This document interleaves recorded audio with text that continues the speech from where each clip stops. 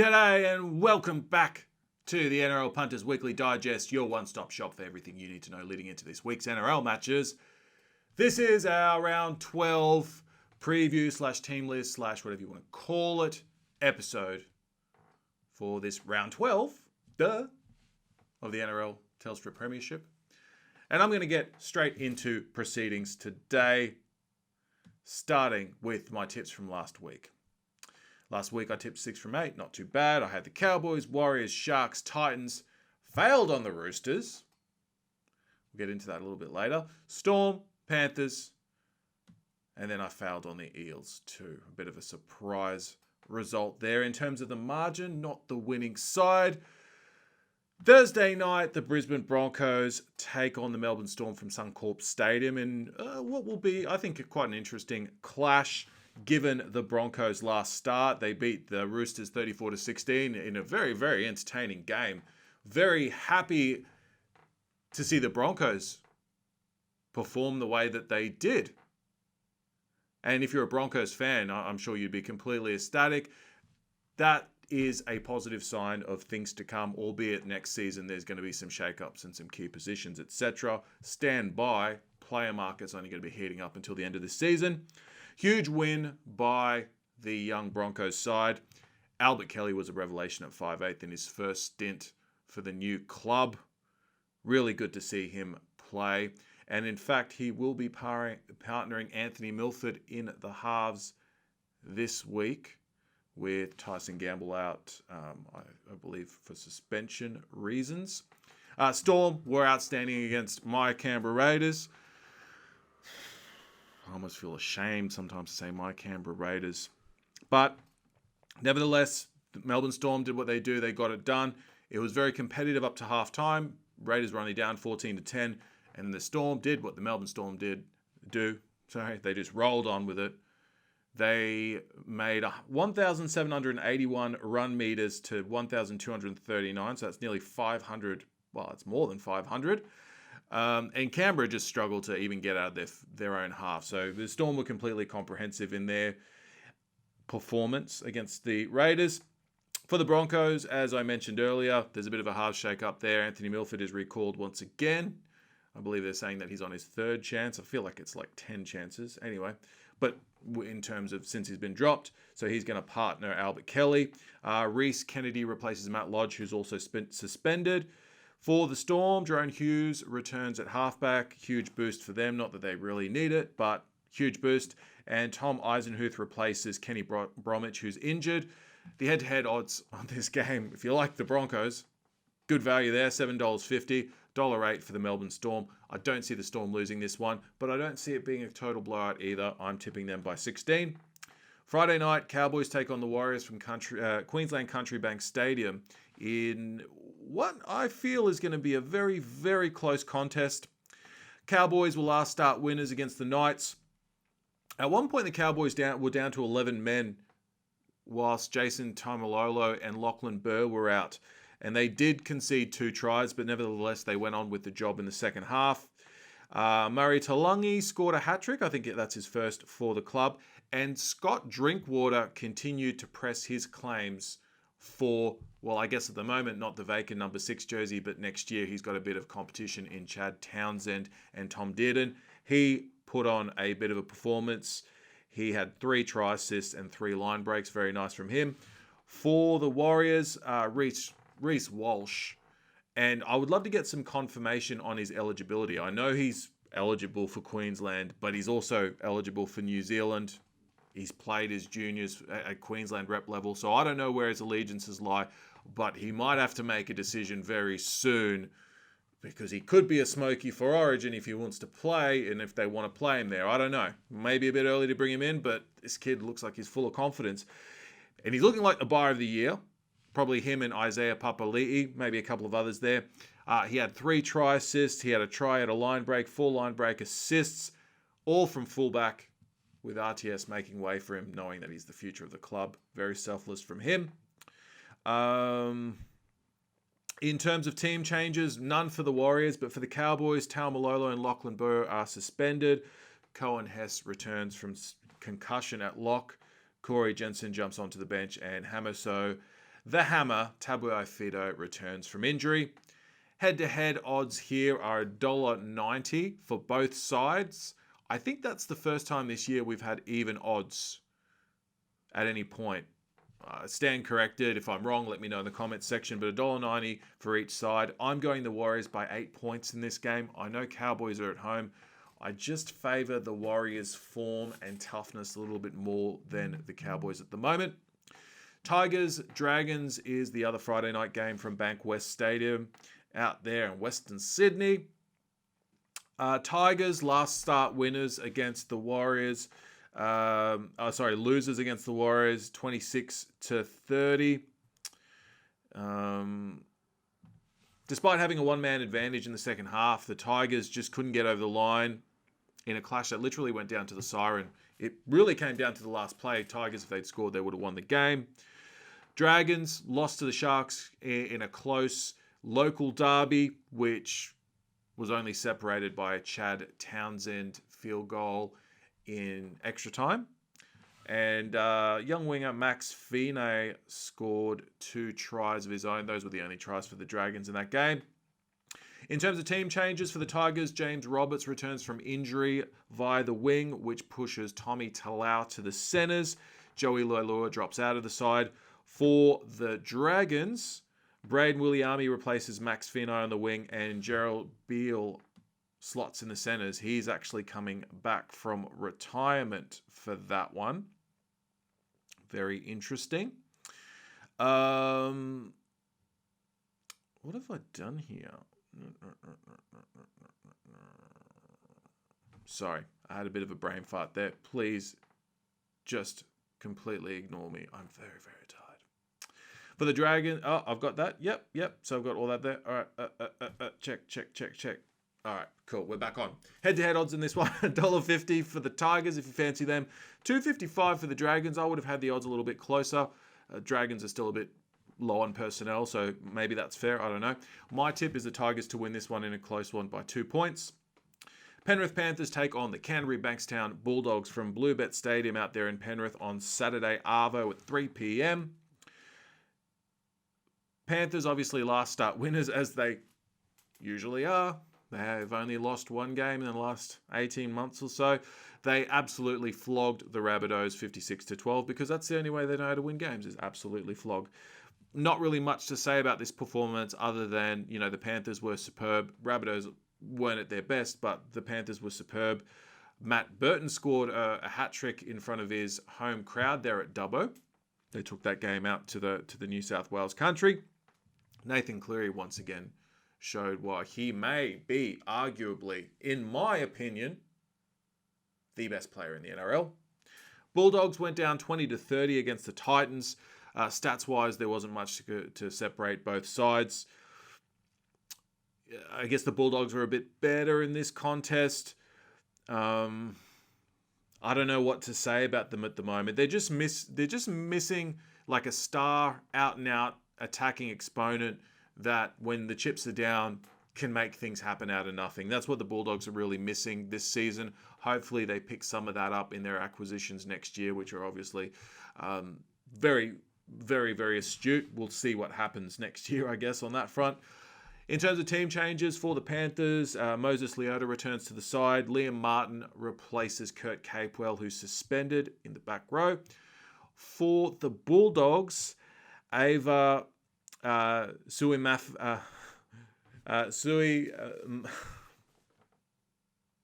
practiced this name. I did. See you Manafanai. Ava, see you Manafanai is replaced in the starting side by Jack Hetherington, who returns from suspension. How long will he stay on the field without being suspended again? I don't know. There should be a market for that. Actually, I will look it up. Josh Jackson is also back. Huge boost for them. That pushes Adam Elliott to the second row. Jackson Torpany replaces Sione Katoa at hooker, and Brad Dietz has been named on the bench.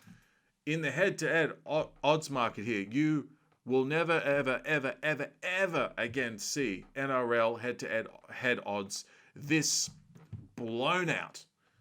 You get $1.01 for Penrith, which means unless you're betting millions of dollars, it's probably not worth your while.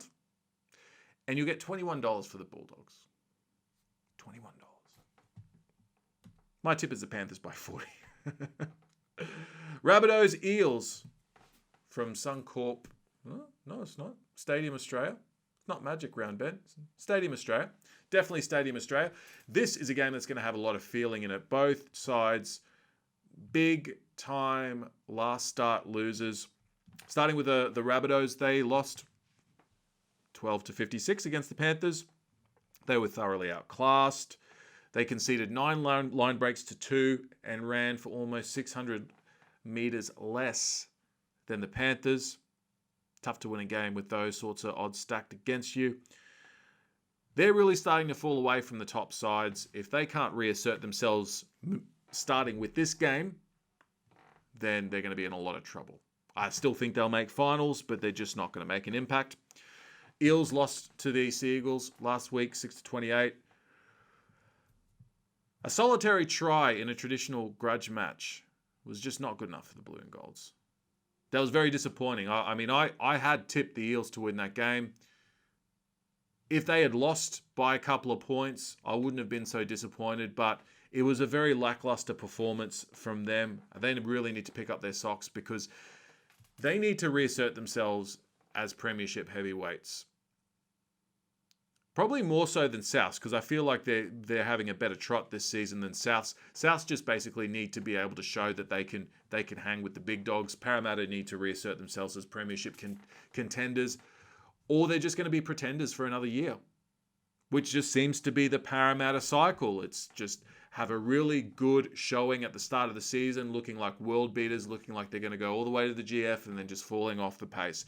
Now, it's very early in the season. We're only kind of... we're at the halfway mark effectively, but they're going to have to pick up their socks. In terms of team changes for the Rabbitohs, Cameron Murray and Jacob Host return. Jaden Sewer and Liam Knight have been dropped.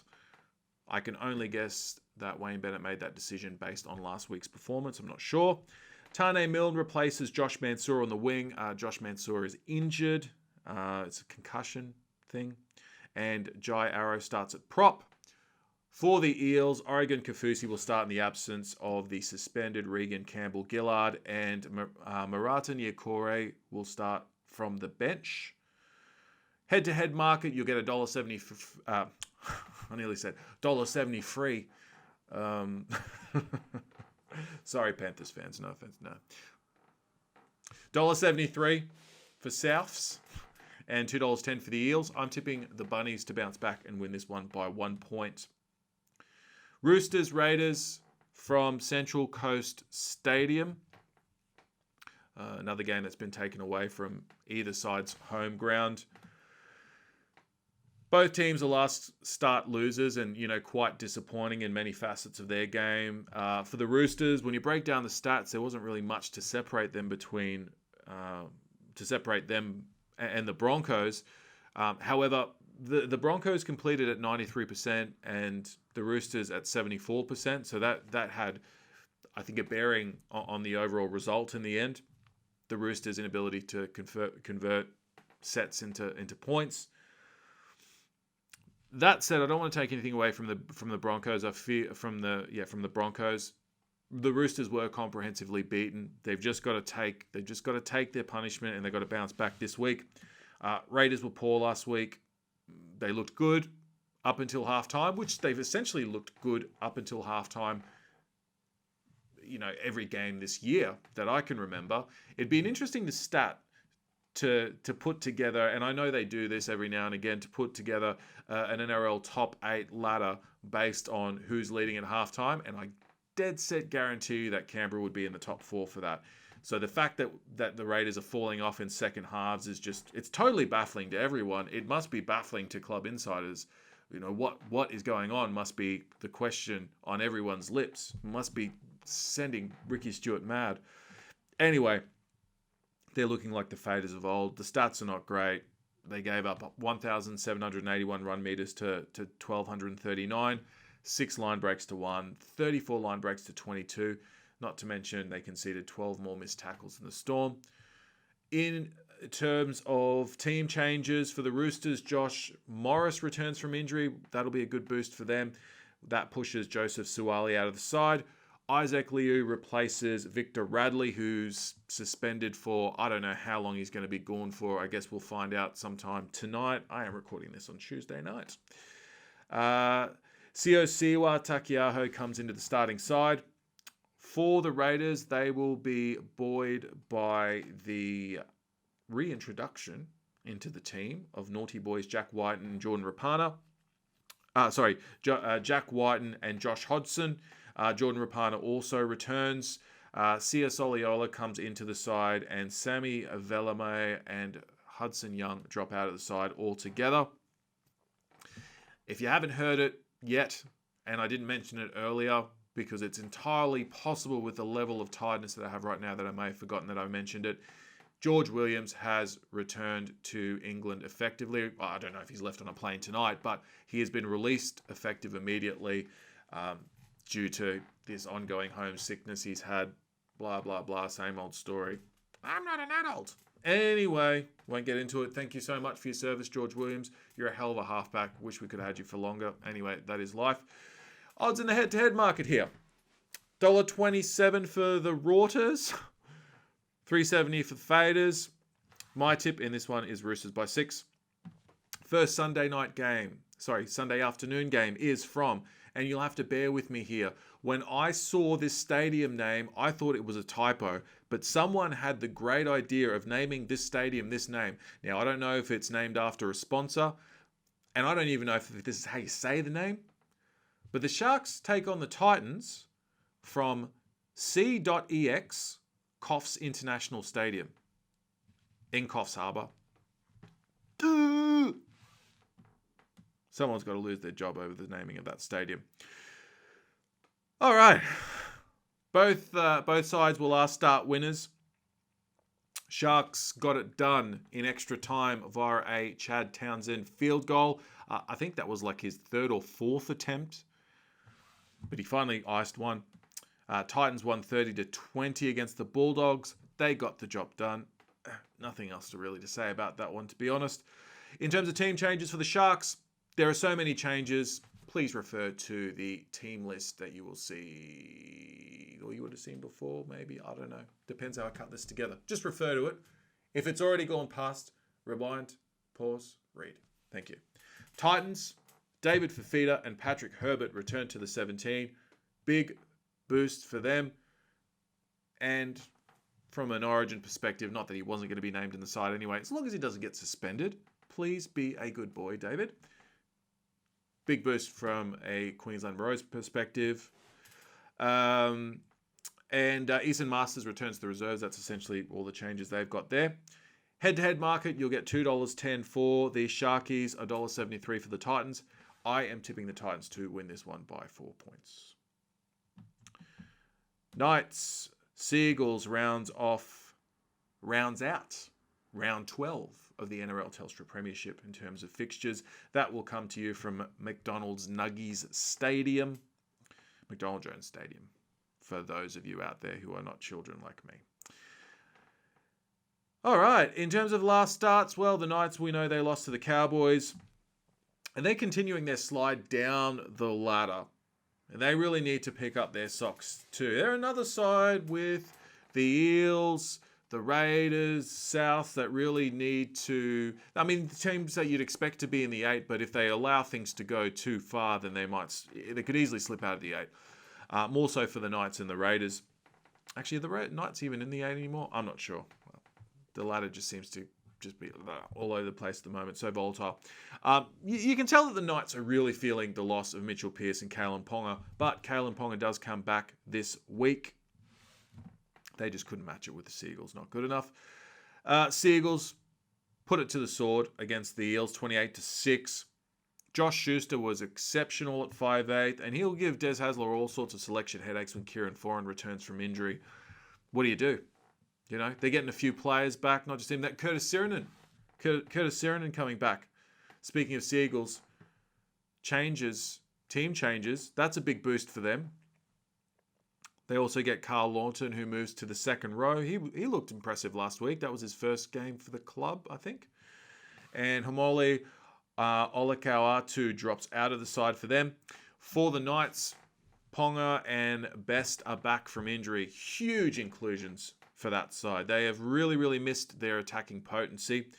And Kalen Ponga, not that he won't be named in the Queensland side. I'd be extremely surprised if he's not. He gets an extra week to just kind of prove, I guess, one, his fitness, and two, that he should be named.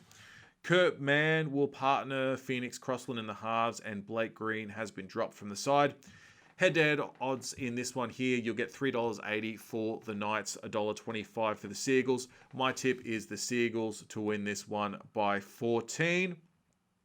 Just to recap my tips for this round: Storm, Warriors, Tigers, Panthers, Rabbitohs, Roosters, Titans, and Seagulls.